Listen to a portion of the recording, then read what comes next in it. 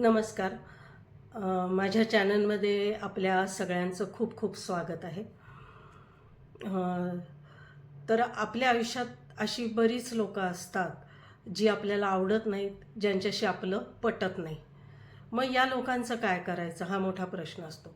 आता ही जर लोकं तुमच्या नोकरीतली असतील, लांबची कोणती तरी असतील किंवा शेजारची पाजारची असतील, तर त्यांना आपण टाळू शकतो.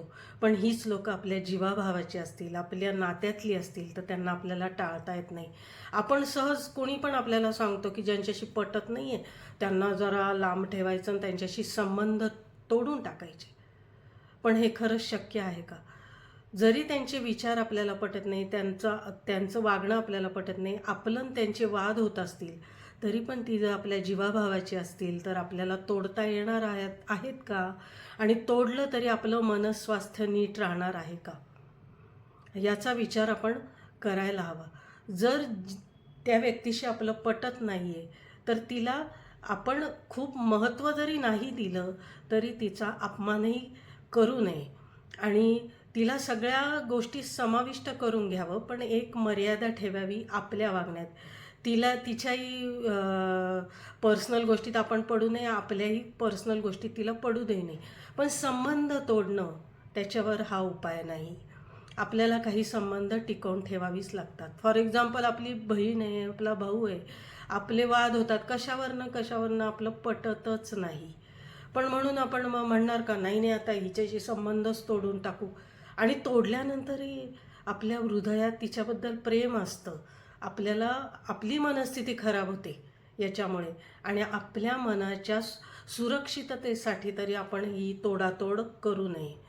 आणि आता जर आपल्याला एखादी व्यक्ती आवडत नाही आहे, तर समजा ती लांबची आहे, तर तो पर्याय असू शकतो आपल्याला, की आपण तिच्या घरी जायचं नाही, आपण तिला आपल्या घरी बोलवायचं नाही, थोडंसं अंतर ठेवून वागायचं. पण हे नात्यात होत नाही. नातं टिकवावं लागतं आणि ते टिकवलंच पाहिजे.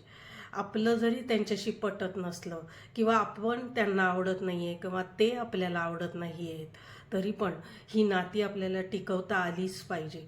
आणि सतत तोडमोडीच्या गोष्टी करण्यापेक्षा त्या व्यक्तीचं पण कारण आपण समजून घेतलं पाहिजे, की ती व्यक्ती आपल्याशी अशी का वागते, हे सुद्धा आपण समजून घेतलं पाहिजे. आपण असे जेव्हा नातेवाईक आहेत जे आपल्याला आपले वाद होत आहेत किंवा आपलं त्यांच्याशी पटत नाही, तरी ती तोडण्यापेक्षा आपण त्यांचा थोडा तरी मान ठेवला पाहिजे. त्यांचा अपमान होणार नाही असं आपण वागू नये. आणि याचा अर्थ असा नाही की सारखं माफीच मागत सुटायचं आहे त्यांची. माफी पण नका मागू. पण माफी मागावी असं कृत्य देखील आपल्याकडून घडू नये. तसेच तिला बोलवावं, थोडंसं बोलावं, असंही करू नये की तिच्या घरी जायचं नाही, तिच्याशी बोलायचं नाही, तिलाही आपल्या घरी बोलवायचं नाही, असंही आपल्याला करता येणार नाही. आपल्याला जवळच्या व्यक्ती असतात त्या आपल्याला आवश्यक असतात. आपल्या मनात त्या बसलेल्या असतात आणि जरी त्या आपल्याला आवडत नसल्या, तरी त्या आपल्या रक्ताच्या पण असतात. त्याच्यामुळे आपल्याला त्यांना तोडता येत नाही. आता समजा आता आपली एखादी बहीण आहे किंवा आपला भाऊ आहे आणि आपलं पटत नाही आणि आपण त्याला तोडून टाकलं, तर खरं सांगा आपल्याला झोप लागेल का निवांत?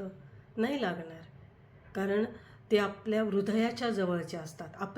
आपण त्यांना किंवा त्यांना ते आपल्याला आवडत नसले तरी ते आपले रक्तामांसाचे असतात. त्याच्यामुळं जरी व्यक्ती जर आवडणाऱ्या नसतील किंवा त्यांच्याशी तुमचं पटत नसेल, तरी पण ते सांभाळणं हे आपलं काम आहे.